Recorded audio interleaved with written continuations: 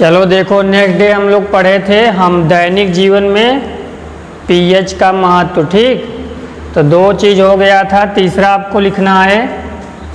तीसरा पॉइंट लिख लो, हमारे पाचन तंत्र का पीएच।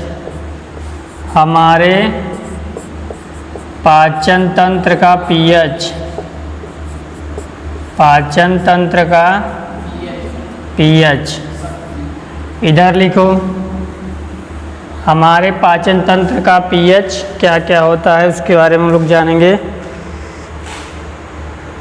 हमारा उदर हाइड्रोक्लोरिक अम्ल, यहाँ से लिखो। हमारा उदर, उदर यानी पेट। ठीक, उदर मिस होता है पेट। हमारा उदर हाइड्रोक्लोरिक अम्ल, ब्रैकेट में लिख देना HCl, इसी को हाइड्रोक्लोरिक कहते हैं ना। हमारा उदर हाइड्रोक्लोरिक अम्ल उत्पन्न करता है। हमारा उदर हाइड्रोक्लोरिक अम्ल उत्पन्न करता है, यानी हमारा पेट हाइड्रोक्लोरिक अम्ल निकालता है, उत्पन्न करता है, जो भोजन के पाचक में सहायक है। जो भोजन के पाचक में सहायक है। जो भोजन के पाचक में सहायक है। पाचन की पाचक। पाचक पाचक में सहायक है। उस लाइन को छोड़ के नीचे लाइन से लिखो, उसी में रहेगा, इसी तरह। हाँ, उसी में रहेगा, नीचे लाइन से उस लाइन को छोड़ देना। लिखो। और अपच की स्थिति में, चौथा डालेंगे सर। कह रहे हैं उसी में रहेगा ना, बस लाइन चेंज कर दो।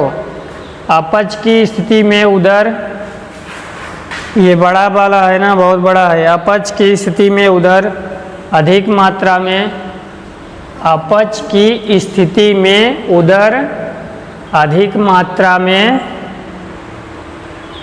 अम्ल उत्पन्न करता है। जल्दी जल्दी लिखो। अपच की स्थिति में उदर अम्ल उत्पन्न करता है, जिसके कारण उदर में दर्द व जलन का अनुभव होता है। जिसके कारण उदर में दर्द व जलन का अनुभव होता है।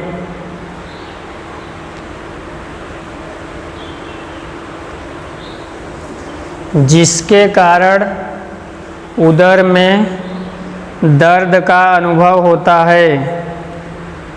हो गया। उदर में दर्द व जलन दोनों लिखे हो ना। दर्द व जलन का अनुभव होता है। इस दर्द से मुक्त होने के लिए, इस दर्द से मुक्त होने के लिए एंटासिड, यानी एंटी रहेगा जो इसका, एंटासिड, एंटासिड, हाँ एंटासिड, इसको दोनों लिख लेना। एंटासिड जैसे क्षारकों का उपयोग किया जाता है। एंटासिड जैसे क्षारकों का उपयोग किया जाता है, जो अम्ल की अधिक मात्रा को, जो अम्ल की अधिक मात्रा को, जो अम्ल की अधिक मात्रा को, जो अम्ल की अधिक मात्रा को उदासीन करता है। जो अम्ल की अधिक मात्रा को उदासीन करता है। हो गया। आगे लिखो उसी में। जैसे मिल्क ऑफ मैग्नीशिया, ब्रैकेट में लिखना, जैसे milk of magnesia. Milk of magnesia ये एक क्षारक है। मिल्क ऑफ मैग्नीशिया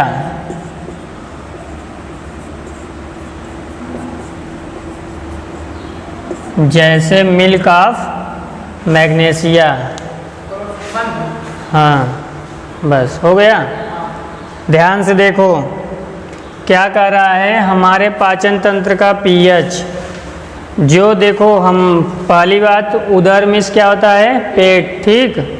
हमारा जो उदर है क्या उत्पन्न करता है, हाइड्रोक्लोरिक अम्ल, इसलिए बताएं ना, इसको क्या कहते हैं, HCl को हम लोग क्या कहते हैं, पेट का अम्ल ना।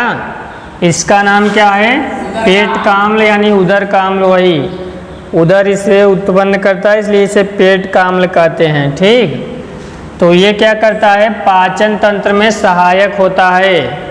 यहाँ पे हम कह रहा है कि अपच की स्थिति में, जैसे जब खाना नहीं पचता है तो अपच की स्थिति में इससे क्या होता है, शरीर में दर्द व जलन का अनुभव होता है। जैसे खाना नहीं पचेगा तो ये तो एंटासिड स्रावित होगा, तो इसके वजह से क्या होता है, शरीर में जलन व दर्द होने लगता है। जैसे डकार आता है, गले में जलन होती है ना, तो इसके स्थान पे हम लोग क्या करेंगे, कोई एंटासिड, एंटासिड मतलब जो इसके विपरीत हो, क्षारक, उसको हम क्या करेंगे, खाएंगे या पिएंगे, तो इसको क्या होगा, इस अम्ल को कंट्रोल करेगा ना।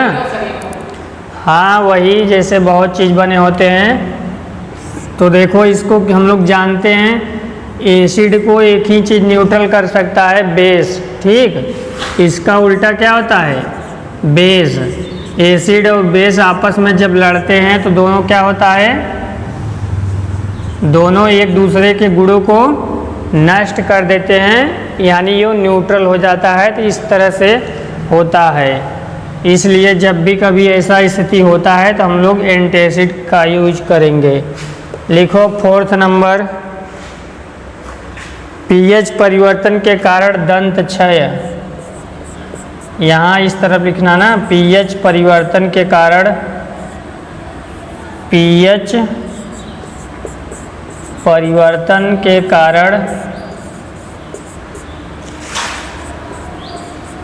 दंत क्षय। हाँ दंत क्षय। अब इसके साथ लिखना इधर, पीएच परिवर्तन के कारण दंत माने दांत होता है, जानते हो ना, क्षय यानी नष्ट हो जाना। लिखो मुंह के पीएच का मान 5.5 से कम होने पर दांतों का क्षय प्रारंभ हो जाता है। मुंह का पीएच मान 5.5 से कम होने पर दांतों का क्षय प्रारंभ हो जाता है। मुंह का पीएच मान 5.5 से कम होने पर दांतों का क्षय प्रारंभ हो जाता है। दांतों का इनामल, ब्रैकेट में लिख लेना, दंत लवक, दांतों का इनामल, दंत लवक ब्रैकेट में कैल्शियम फास्फेट से बना होता है। दांतों का इनामल कैल्शियम फास्फेट से बना होता है।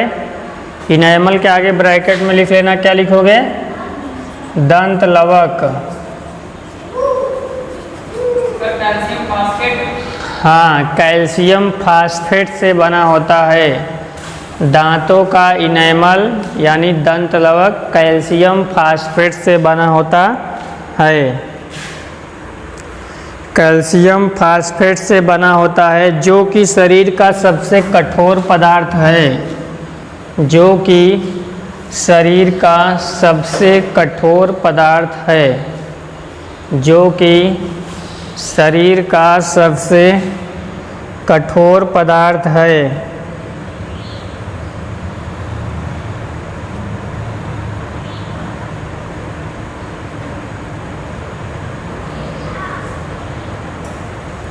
देखो इधर ध्यान से,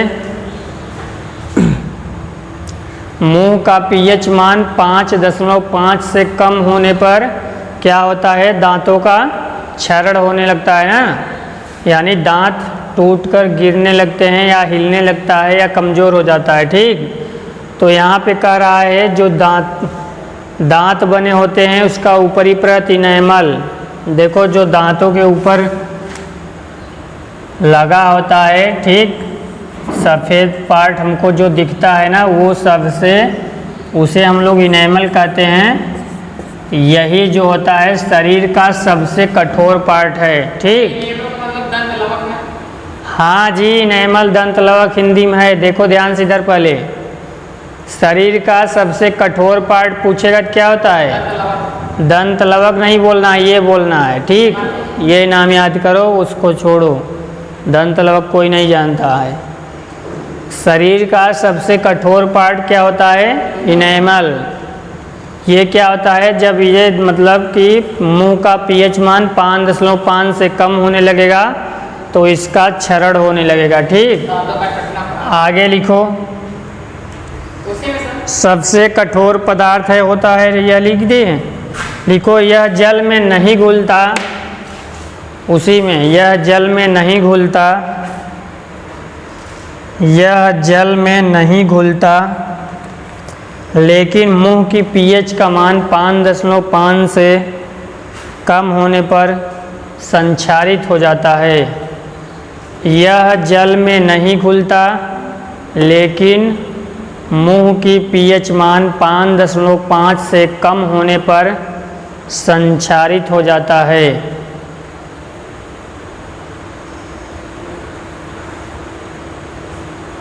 कम होने पर संक्षारित हो जाता है। किसके बारे में बात हो रही है? इनेमल के बारे में ना। दंत लवक। हाँ, इनेमल के बारे में बात हो रही है कि यह पानी में तो नहीं घुलता है ना, लेकिन जो मुंह का पीएच मान है, एसिड होता है, 5.5 से कम होने पर ये क्या होगा?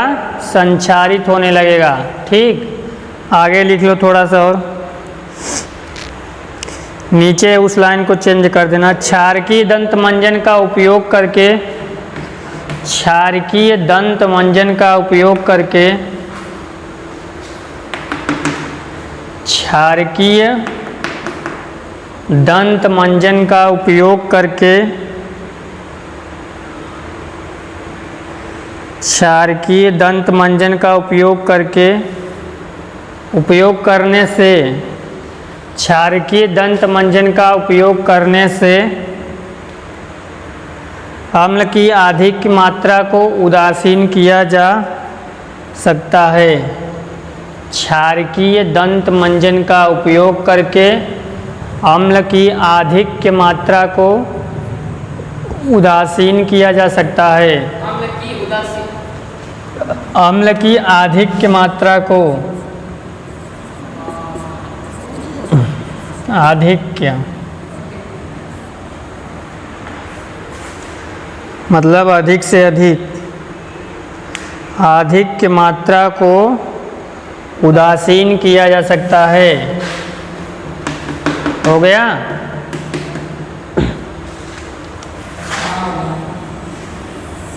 हम ये बोले थे ना कि शरीर का सबसे कठोर पदार्थ इनेमल है। हाँ, तो लिख लो ना, पीटेंगे कभी, कहीं लिख लेना अपना। जब वहाँ खुद बोला गया है, यहाँ से याद रहेगा तो हमेशा याद रहेगा ना। चलो देखो ध्यान से इधर, हम लोग सुबह क्या करते हैं, इसीलिए हम लोग सुबह क्या करते हैं? ब्रश मंजन करते हैं ना, कोई न कोई मंजन सब लोग करते हैं। तो उस मंजन में क्या मिला होता है? क्षारक यानी बेस, ठीक। या तो जो दातुन घर पे करते हैं उसमें क्या होता है? अम्ली नहीं होता, कड़वा होता है ना। तो क्षार जो होता है कड़वा होता है, अम्ल क्या होता है? खट्टा होता है ना। तो जो हम लोग दातुन करते हैं उसमें भी क्या रहता है? क्षार रहता है। तो देखो सुबह क्या होता है, क्यों मंजन करते हैं सुबह ही? वैसे तो कोई शाम को भी करता है ना, खाना खाने के बाद भी करता है, वो तो अलग चीज़ है, लेकिन सुबह तो मैक्सिमम लोग करते हैं। देखो जैसे कोई आदमी खाना खा लिया, सुबह ऑफिस जाता है, कोई कहीं भी जाता है। अरे बेवकूफ़, पहले देखो इधर, तब खाना खा के रात भर जब आदमी सो जाते हैं तब सांस लेते हैं ना, हाँ, तब नकुरस ज़्यादा कम लेते हैं, मुंह से ज़्यादा लेते हैं, मुंह भी खुला रहता है ना।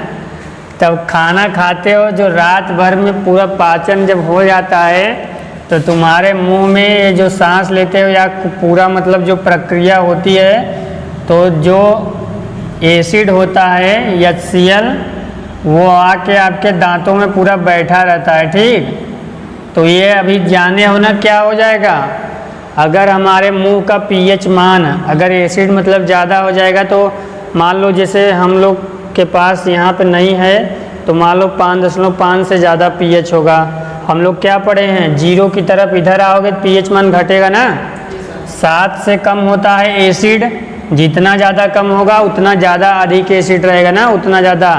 तो कह रहा है अगर 5.5 से कम होगा तो क्या होगा, हमारे इनेमल का क्षरण होने लगेगा। तो जो रात भर में खाना पीना खा के सोए रहते हैं तो जो एसिड होता है वो आके दांतों में बैठा रहता है। तो इसलिए सुबह सुबह सबसे पहले सब क्या करते हैं, ब्रश करते हैं या दातुन करते हैं इस एसिड को भगाने के लिए।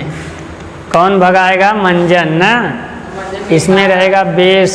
यही तो क्या करेगा, यहाँ पे दांतों में HCl लगा है, आप मंजन करोगे दोनों मिलकर रिएक्शन करेंगे, एक दूसरे को न्यूट्रल कर देंगे तो आपका दांत क्या हो जाता है, साफ हो जाता है। अगर यही चीज़ धीरे धीरे जो एसिड बैठा रहता है आप नहीं करोगे, धीरे धीरे दांत क्या हो जाएगा, पीला हो जाएगा और कमज़ोर करके दांत को एसिड तोड़ देगा। आप कह रहे हैं कि क्षार कड़वा होता है। हाँ, नेक्स्ट लिखो, पशुओं एवं पौधे द्वारा, इधर लिखना है नेक्स्ट, पशुओं एवं पौधों द्वारा उत्पन्न रसायनों से आत्मरक्षा। ये कौन सा पॉइंट है, 5वां। चार्ट जो आपका चल रहा था उसमें 5वां पॉइंट है, पशुओं एवं पौधों द्वारा उत्पन्न रसायनों से आत्मरक्षा। क्या बताएं, लिख दे रहे हैं, अब शांत हो जाओ। पशुओं एवं पौधों द्वारा उत्पन्न रसायनों से रक्षा, हाँ आत्मरक्षा, उत्पन्न रसायनों से आत्मरक्षा।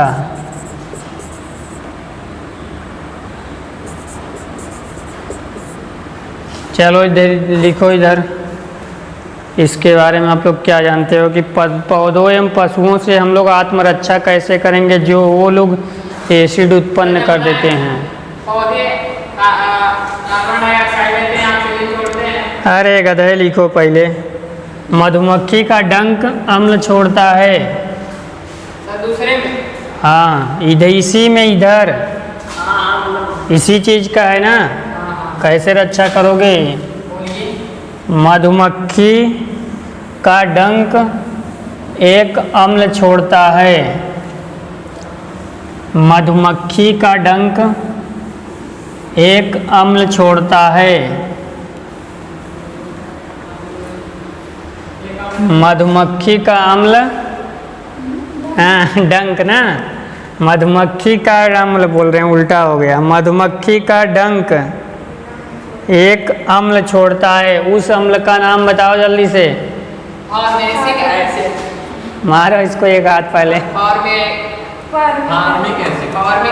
फार्मिक एसिड, बताओ। HCOOH। मधुमक्खी का डंक एक अम्ल छोड़ता है जिसके कारण दर्द एवं जलन का अनुभव होता है, जिसके कारण दर्द एवं जलन का अनुभव होता है, जिसके कारण दर्द एवं जलन का अनुभव होता है। हो गया, जिसके कारण दर्द एवं जलन का अनुभव होता है। तो आप लोग क्या करना बताए थे, डंक मारे गए अंग में, चलो आज एक और नया मिल रहा है ना, डंक मारे गए डंक मारे गए अंग में लिखो, उसका निवारण लिख रहे हो ना। डंक मारे गए अंग में, अंग अंग मतलब जानते हो ना, शरीर का एक अंग। डंक मारे गए अंग में यानी पार्ट में बेकिंग सोडा के उपयोग से आराम मिलता है। बेकिंग सोडा के उपयोग से आराम मिलता है। बेकिंग सोडा के उपयोग से आराम मिलता है। पेट्रोल लगा तुम भी लगा लेना गधे। चलो हम क्या बताए थे उस दिन, चूना का रिएक्शन बताए थे ना। अब आप लोग ये भी नया एक जान गए हो कि बेकिंग सोडा लगाने से मतलब दर्द और जलन ठीक हो जाएगा। क्यों लगाते हैं बेकिंग सोडा? क्या होता है उसमें? क्योंकि उसमें क्षार होता है ना। बेकिंग सोडा जो होता है खाने वाला सोडा होता है। देखो गधेगा। अब क्या होता है? और कहाँ खाने वाला भूल गए हो ना। बेकिंग सोडा खाने वाला सोडा होता है, धावन सोडा धोने वाला। ठीक, तो बेकिंग सोडा आप लगा लेना, ठीक हो जाएगा। उससे भी कहते सही होता है। चलो और इसी में लिखो उस लाइन को छोड़कर, नेटल का डंक। नेटल का डंक वाले इस तरह इसी में क्या लिखे हो? पशुओं एवं पौधों द्वारा उत्पन्न रसायनों से आत्मरक्षा।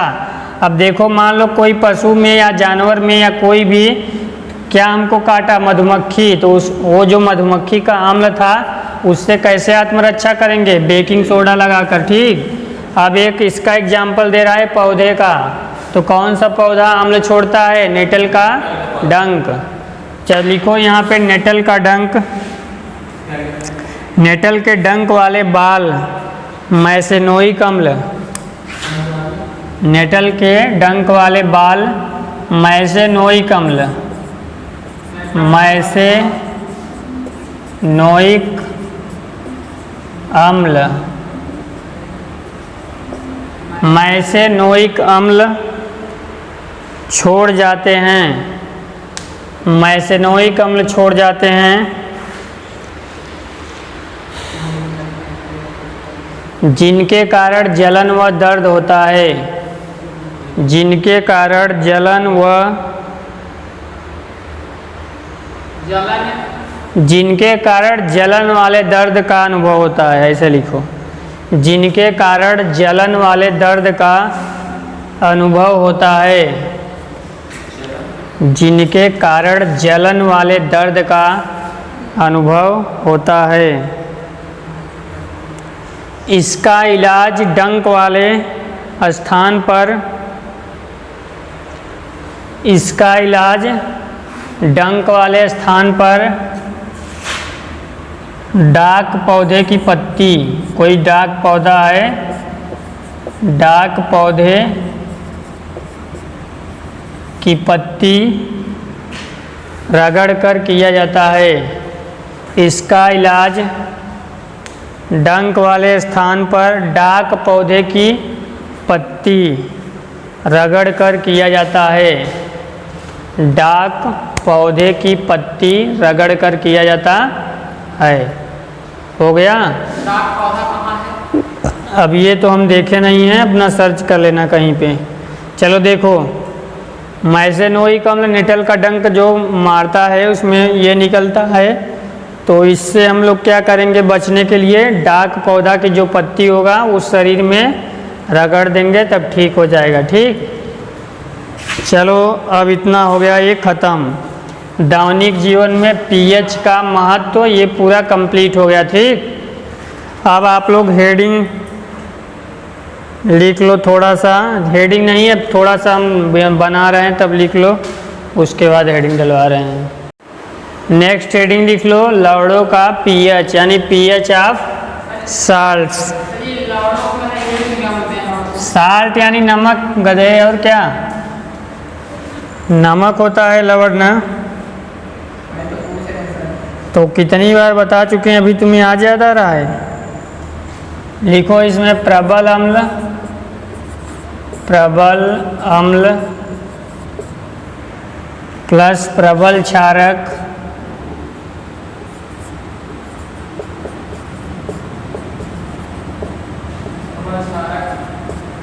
प्रबल अम्ल प्लस प्रबल क्षारक दोनों मिलेंगे तो क्या बनता है? उदासीन हो जाता है। तो उदासीन के लिए पीएच मान कितना होता है? कुछ नहीं याद है? 7। उदासीन पीएच 7।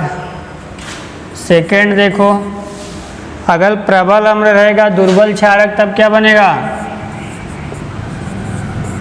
प्रबल अम्ल रहेगा, ये लिखवा चुके हैं। दुर्बल क्षारक तो क्या बनेगा? कैसा विलयन होगा?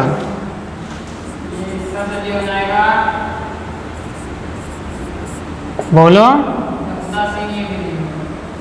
उदासीन जब प्रबल प्रबल रहेगा तब होगा या दुर्बल दुर्बल रहेगा तब? जो ज़्यादा होता है वही बनता है, तो क्या बनेगा? प्रबल अम्ल है ना दुर्बल क्षारक, तो क्या बनेगा? अम्लीय विलयन। ठीक। तो यहाँ पे विलयन की बात नहीं हो रही है, लवण की बात हो रही है। तो क्या होगा? अम्लीय लवण। अम्लीय लवण। अब बताओ इसका पीएच मान क्या होगा? 7 से कम होगा कि 7 से ज़्यादा? 7 से कम, क्योंकि अम्ल है ना। अम्ल का क्या होता है? 7 से कम। तो इसको कम दर्शाने के लिए हम लोग क्या करेंगे? 7 बड़ा रहना चाहिए ना। तो 7 बड़ा है तो पीएच वाला कम, तो यानी 7 से कम। थर्ड पॉइंट लिख लो, प्रबल क्षारक दुर्बल अम्ल। प्रबल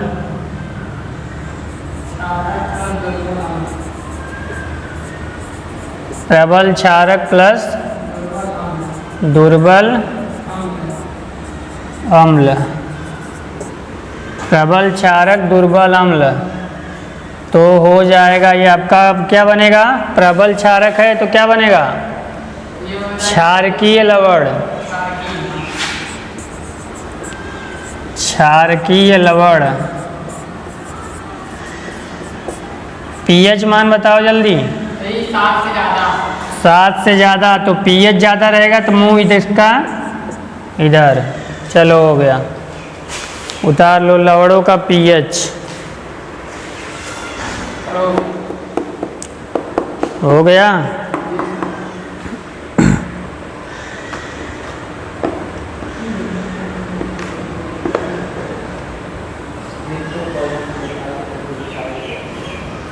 हो गया ना? चलो सब लोग उतार लो जल्दी से, कंफर्म आएगा। ठीक, ध्यान से लिखो। ये जो है 5 या 4 है, इसमें इम्पोर्टेंट है, एक जरूर पूछेगा, आपको अच्छे से याद करना। आधा तो इसके बारे में याद हो गया है क्योंकि बता चुके हैं। लिख लो आप लोग, साधारण नमक से रसायन। हेडिंग, साधारण नमक से रसायन।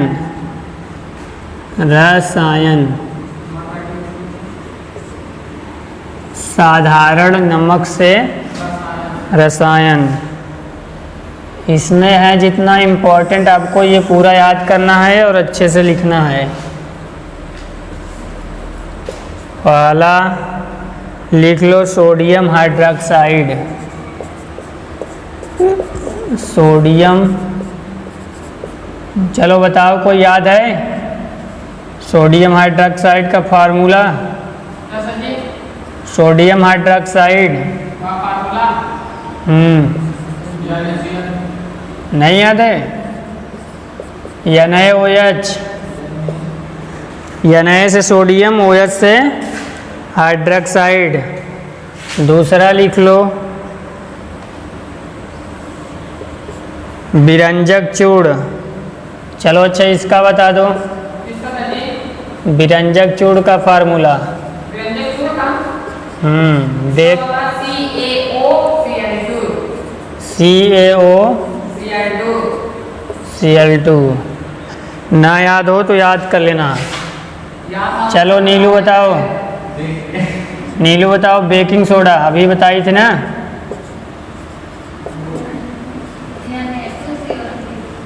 मार खाओगी। धावन सोडा नहीं पूछ रहे हैं, बेकिंग खाने वाला।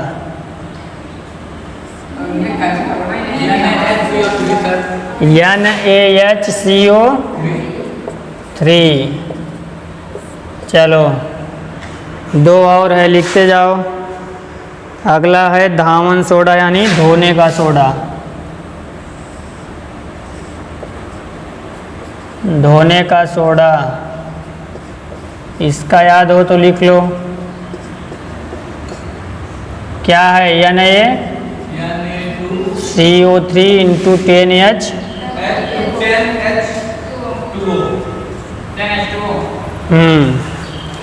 एक और है लास्ट में, यहाँ पे हमारे में जगह नहीं है, आप लोग इधर लिख लेना, ठीक।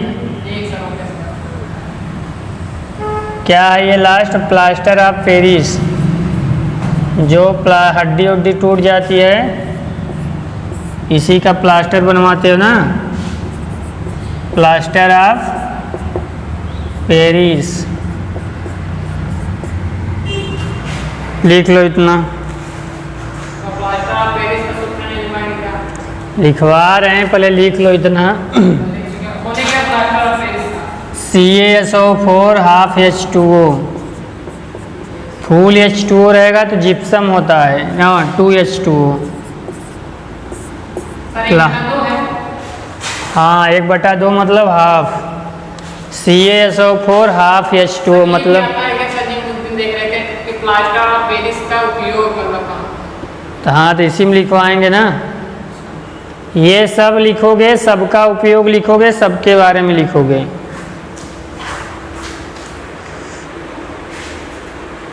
एक जरूर आएगा पेपर में। हाँ एक आता है। हो गया? कौन आकाश? कहाँ गया है? कोचिंग करने? आप साइंस का साइंस पढ़ाते ही नहीं हैं। चलो अच्छा जाने दो। देखो इधर पहले सोडियम हाइड्रोक्साइड, इसका फार्मूला क्या है? NaOH। इंग्लिश मीडियम का थोड़ी नहीं चलेगा अब यहाँ पे अकेले। Sodium hydroxide NaOH। विरंजक चूड़ यानी इसको क्या कहते हैं? Bleaching powder. कैल्शियम ऑक्सीक्लोराइड पढ़ते हैं, इसका रासायनिक नाम है। रासायनिक नाम इसका क्या है? सोडियम हाइड्रोक्साइड है, ठीक। और इसको क्या कहते हैं? Bleaching powder CaOCl2, calcium oxychloride. ये है baking soda, sodium by carbonate. Baking soda यानी खाने वाला सोडा। धोने का सोडा है sodium carbonate, Na2CO3 into 10H2O। Calcium sulphate half, इसमें जल है, प्लास्टर ऑफ पेरिस, जो हड्डी टूटने पे प्लास्टर लगता है। या ये भी जो प्लास्टर होती है ना, ये वाला पुताई हुआ है, ये भी है वही प्लास्टर। POP होता है एक। हो गया?